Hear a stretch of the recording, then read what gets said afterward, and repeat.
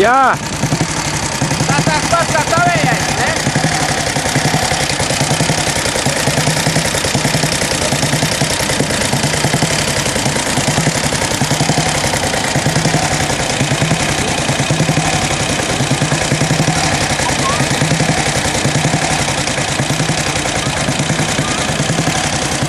Otrs būs darbāņiem, lai vismaz visas detaļas zinātu. Pēc tam.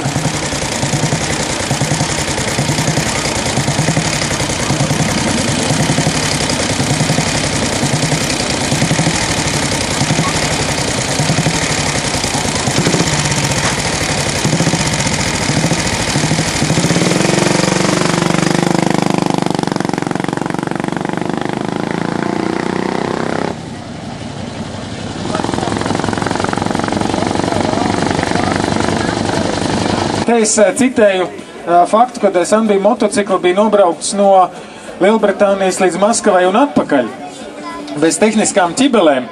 Tad jāatzīst, ka tas ir laikam tad šis motocikls bez tehniskām ķibelēm, jo es jau esmu kuro gadu kopā ar Juri šajā pasākumā un redzu, ka šiem motocikliem ik pa laiku ir tehnisks ķibeles. Un ticiet man, tā nav medusmaize, jo šie puiši motociklus taisa, remontē pirms rallija vai starp rallija pasākumā pa nakti, agri no rīta, pa dienu.